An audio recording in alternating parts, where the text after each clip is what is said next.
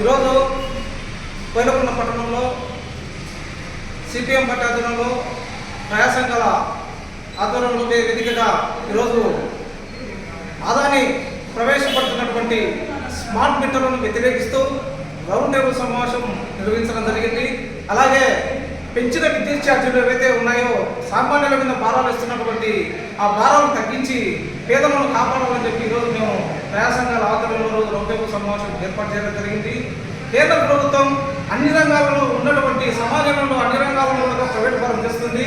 అందులో భాగంగానే ఈరోజు విద్యుత్ రంగాన్ని కూడా ప్రైవేట్ పరం చేసి ఈరోజు బడుగు బలహీన వర్గాల్లో ఉన్నటువంటి వాళ్ళు నష్టపోయే విధంగా ఈరోజు స్మార్ట్ మీటర్ తీసుకొచ్చింది. రాబో కాలంలో స్మార్ట్ మీటర్లు బిగిస్తే అనేక రకాల ప్రజలు ఇబ్బంది పడే అవకాశం ఉంది. దాన్ని మేము పూర్తిగా వ్యతిరేకిస్తున్నాం.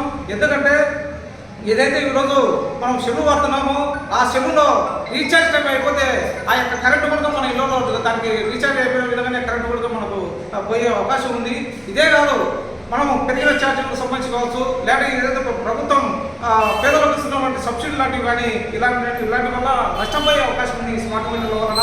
అదేవిధంగా ఏదైనా కానీ సమస్య వస్తే ప్రభుత్వ కార్యాలయం దగ్గరకు లేదా ఇతర కార్యాలయం దగ్గరకు పోయి మనం ఆందోళన చేయడమా లేదా ఏదైనా చెప్పుకోవడానికి అవకాశం ఉంటుంది. ఈ ప్రైవేట్ సంస్థ వలన ఆ రకమైన చెప్పుకునే పద్ధతి కూడా ఉండదు. దీనివల్ల చాలా నష్టం జరుగుతుందని చెప్పి దీన్ని ప్రజలు కూడా గుర్తించాలా.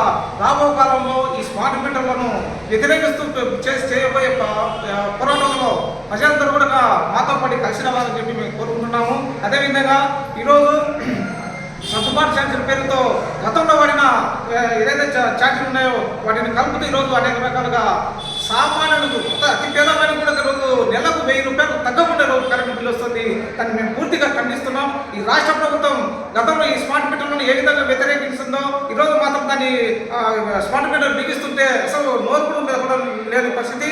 దీనికి తోడు పాత విధానం గత ప్రభుత్వం చేసినటువంటి తప్పులే ఛార్జీలు ఏ విధంగా ఇస్తున్నారో ఈ ప్రభుత్వం కూడా ఛార్జీలు పెంచే అవకాశం ఉంది. దాన్ని మేము ఖండిస్తూ రాబో కాలంలో మేము పెద్ద ఎత్తున ఉద్యమాలు చేపడతామని చెప్పి సిపిఎం పార్టీగా ప్రజా సంఘాలుగా తెలియజేస్తున్నాం.